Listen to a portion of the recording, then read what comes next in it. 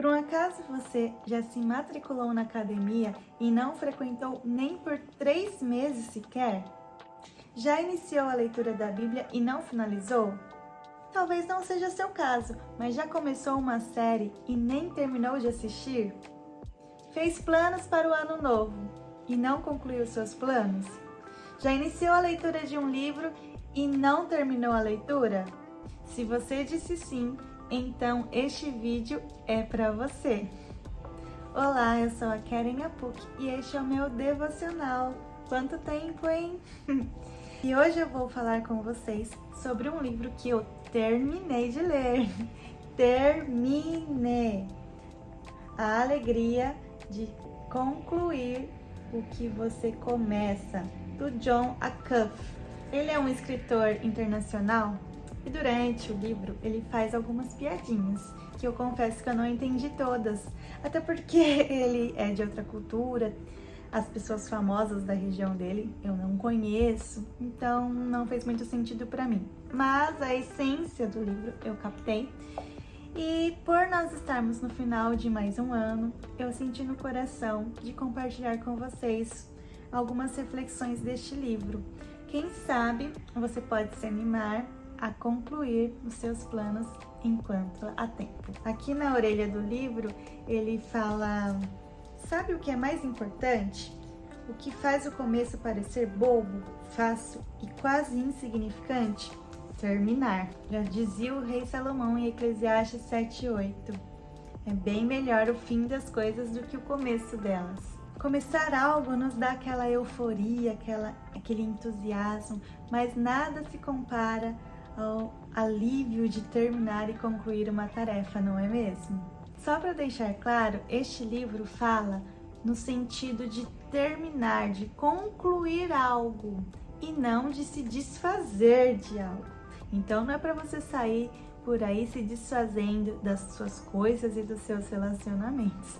É no sentido de concluir e não se desfazer. E durante este vídeo eu vou também colocar meu ponto de vista, algumas reflexões a respeito dessa leitura. Aliás, meu marido comprou 1 tonelada de livros pra gente ler. E eu escolhi ele justamente para eu conseguir terminar de ler os outros. Vamos lá?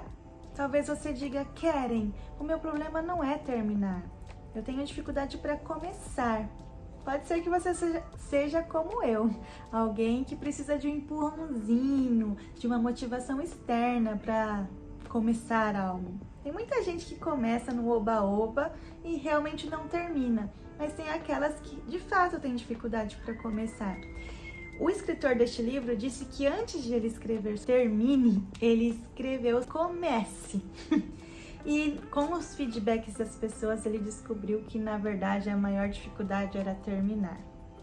E logo na introdução deste livro, o escritor já deixa uma estatística que me deixou alarmada. Segundo estudos, 92% das resoluções que as pessoas planejam para um ano novo não são cumpridas. Todo mês de dezembro a gente faz planos para um novo ano. E chega em janeiro, logo nas primeiras semanas, as pessoas param de seguir com os seus planos. Ou seja, de 100% de pessoas que fazem planos, apenas 8% cumprem. Apenas 8% concluem os seus planos. É alarmante, não é verdade? Talvez você seja uma pessoa colérica, aquela que é determinada e vai até o fim. Mas segundo as estatísticas, me parece que até mesmo alguns coléricos não concluem os seus planos. Pode ser que você esteja pensando: então eu já imagino que esse livro vai tratar sobre a procrastinação, porque as pessoas não concluem o que elas planejam. Eu pensei que poderia ser sobre isso, mas não. O livro aborda sobre o perfeccionismo. Ele diz que o perfeccionismo é o maior inimigo da conclusão de tarefas. Bem, um tempo atrás eu fiz uma enquete nas minhas redes sociais para falar se eu ou meu marido eram mais perfeccionistas. Para quem nos conhece de perto, sabe que nós dois somos detalhistas e queremos dar nosso melhor.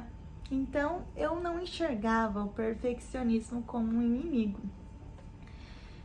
Até porque o nosso perfeccionismo é no sentido de sermos excelentes naquilo que fazemos. E eu, como uma pessoa cristã, entendo que eu tenho que dar o meu melhor, porque eu estou fazendo para Deus.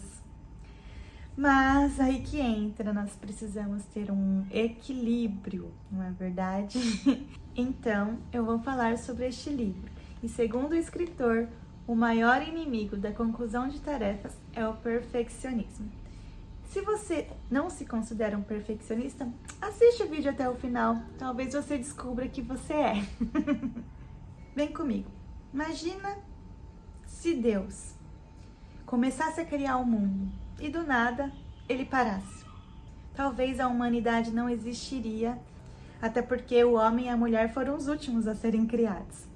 Imagine se Deus enviasse Jesus para morrer e ressuscitar por amor a todos nós, e Deus deixasse Jesus morrer e deixasse para lá a parte da ressurreição. Nós não seríamos redimidos, não teríamos como ser salvos. Então, você pode ver a importância da conclusão? Lá em Filipenses, capítulo 1, versículo 6, diz assim: Eu tenho a certeza de que Deus, que começou a boa obra em vocês, continuará ajudando-os a crescer em sua graça, até quando sua tarefa em vocês estiver finalmente terminada, naquele dia quando Jesus Cristo voltar. Então, se nós somos a imagem de Deus, nós temos a capacidade de concluir as nossas tarefas. Às vezes parece impossível, difícil, às vezes a gente não encontra forças em nós, mas nós somos capazes de começar e ir até o fim. No entanto, nós sabemos que, por mais que nós sejamos capazes, nós encontramos dificuldades. E o primeiro argumento que o escritor traz é que o perfeccionista, na verdade, ele não conclui as suas tarefas porque ele encontra uma falha. Eu vou dar alguns exemplos. Se você tira uma nota baixa na sua prova, na escola, na faculdade, no seu curso, enfim, na vida, você desiste de estudar, de melhorar, porque afinal de contas, seu boletim já está manchado com uma nota vermelha. E se você acabou faltando um dia sequer na academia, você perde a força de continuar a sequência dos seus treinos, porque você quebrou o ciclo de exercícios. E se acabou indo numa festa e comeu aquele docinho, pra que eu vou continuar fazendo dieta? Eu comi um doce, já estraguei, eram 21 dias, eram 30 dias, 100. E aí a gente quebra a disciplina. Não importa a situação, as palavras são diferentes, mas a desculpa é a mesma. Eu parei porque deixei de ser perfeito. Você já viu algo parecido acontecer por aí? O incrível é que a imperfeição aparece logo no início, o que faz com que as pessoas parem logo nas primeiras semanas. É surpreendente como as pessoas param os seus planos rapidamente, não é mesmo?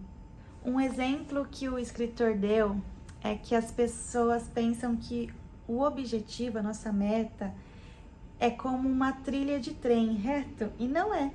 Na verdade, para atingirmos um objetivo, é como se nós estivéssemos dirigindo aquele carrinho bate-bate. Expectativa versus realidade. E é bem isso que acontece. Então, resumindo este primeiro capítulo, o autor fala que o perfeccionista sonha tão alto, idealiza seus planos, seus objetivos num nível muito alto, e no decorrer do caminho ele percebe que ele não vai conseguir atingir o nível que ele mesmo estabeleceu. E aí ele desiste de prosseguir. 1 minuto de silêncio para os perfeccionistas que param. Talvez você tenha escutado ou você mesmo já disse para você: Ah, mas eu sou jovem demais, eu sou velho demais, já passei da idade, ando muito ocupado, não tenho dinheiro suficiente, não tenho apoio da família, alguém mais inteligente que eu já fez o que eu estava pretendendo fazer e blá, blá, blá, blá, blá. Essas são as listas de desculpas que o perfeccionismo dá para que você nem ao menos comece.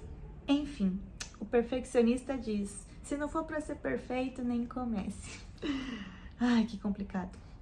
E no capítulo 2, o escritor continua pegando no pé dos perfeccionistas. Ele diz: se você tem uma meta, diminua o seu objetivo ou aumente o seu prazo. Pense bem, ele não está dizendo para você sonhar menos.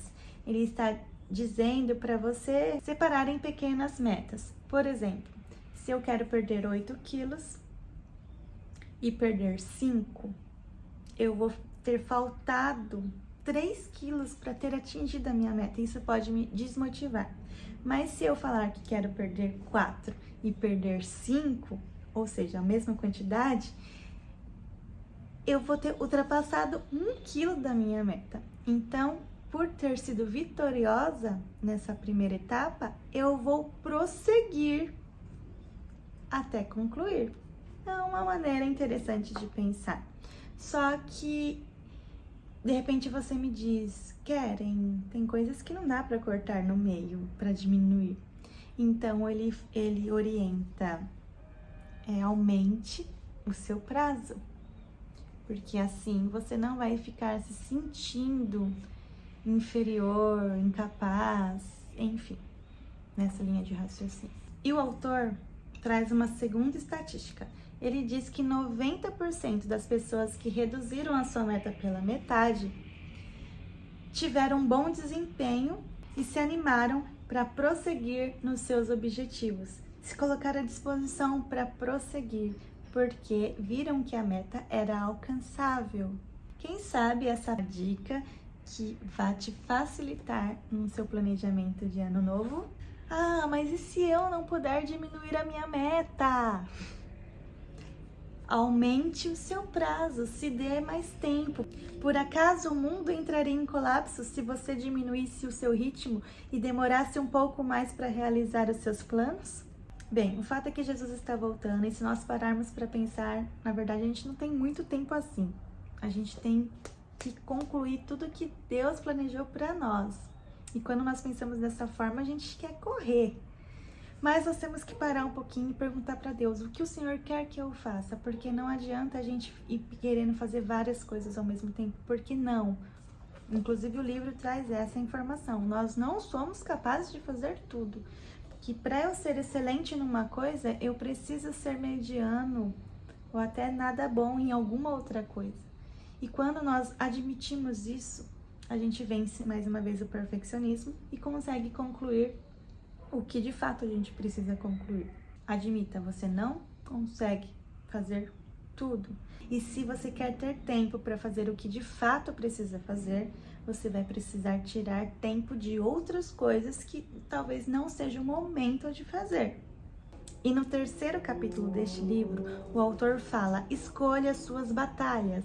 Ou seja, se você logo no início estabelecer quais serão as suas batalhas deste mês, dessa semana, desse ano, você não vai permitir que o perfeccionismo te atormente e nem você vai se sentir culpado caso alguma coisa não saia tão perfeito, porque você já vai ter estabelecido quais foram as batalhas que você escolheu lutar durante esse tempo, essa fase. Se alguma bolinha cair, você não vai se surpreender. Você já sabia, antes mesmo do jogo começar, que aquela bolinha não era sua prioridade. No mundo que nós estamos vivendo, onde as pessoas querem nos motivar tanto, falando que você dá conta, que você é capaz, que você pode fazer, que você tem que acordar às 5 horas da manhã e vai conseguir concluir. Eu entendo essa motivação, esse impulsionamento, mas adicionar mais coisas para uma vida que já é muito corrida não vai trazer felicidade, vai trazer estresse. Então, ao invés de você pensar, eu preciso e vou colocar as coisas na minha vida para eu fazer, você tem que parar um pouquinho e pensar: o que eu não preciso fazer? Por isso é importante você admitir o que você precisa e o que você não precisa fazer nesse momento, nessa fase da sua vida, o que vai ficar para depois. E eu espero que você não esteja deixando Deus para depois. Lembre-se que o seu relacionamento com Deus é sempre em primeiro lugar. E Ele mesmo diz que congregar também é muito importante para a sua vida espiritual. Então não coloque isso para depois, tá? Não faça planos tirando a igreja, tirando Deus, tirando a Bíblia, tirando a oração. Por favor, né? Isso não. Aliás, é Ele quem nos capacita a concluir qualquer coisa. Seguindo na leitura do livro, o autor fala que nós precisamos aceitar que nós não precisamos saber de tudo. É admitir que nós não temos opinião para tudo, não entendemos sobre tudo. Isso é escolher as nossas batalhas. De repente, agora você é ignorante num assunto e mais para frente você pode se tornar especialista, mas naquele momento da vida você não se dedicou a conhecer porque você não tinha tempo para aquilo. Você precisava terminar outra coisa. Então, escolha aquilo que você vai se dedicar a saber. Porque também não adianta você saber de tudo um pouco e não ser bom em nada, não concluir, não ser excelente em nada. Então, tenha foco e prioridade. O que é importante você saber agora, estudar agora, mergulhar agora, que vai contribuir para que você termine o que você precisa. Tá bom, Keren, mas quais batalhas eu preciso escolher? Depende daquilo que você precisa terminar. O que você precisa fazer para conseguir concluir os seus planos? Deixar de fazer algo não significa que você vai deixar de fazer algo para sempre. Apenas significa que você colocou aquela situação na lista de espera para que possa brilhar num outro momento, numa outra fase da vida. Para isso, às vezes você vai precisar deixar de mexer nas redes sociais por uma semana para focar nos estudos.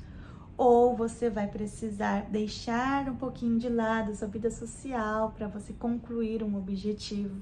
Enfim, escolha as suas batalhas. Ah, Keren, mas não dá para parar tudo, a minha vida já está bem reduzida. Então simplifique. E você pode dizer, mas como assim, Keren? Simplifique a sua culinária, faça coisas mais práticas. Simplifique as roupas que você usa, você não precisa ficar usando roupas que amassam. Escolher suas batalhas, segundo o livro, é você determinar o que você não vai se envergonhar caso não faça, caso não esteja na perfeição. Enfim, lembre-se que o objetivo é você não desistir. Não estou aqui para que você viva de qualquer jeito, deixe de ser excelente. Não, estou aqui para te ajudar a concluir as suas tarefas. O objetivo é que você não faça parte dos 92% das pessoas que não concluem as suas tarefas. Bem, essa foi a minha análise dos 3 primeiros capítulos deste livro, são 8 no total. E se você está animado e curioso para saber o restante, deixe o seu like, faça o seu comentário, compartilhe este vídeo com quem precisa terminar uma tarefa ainda este ano ou fazer bons planos para o ano que vem. E eu espero que ao final você se sinta não só inspirado, mas capaz de concluir aquilo que você começou.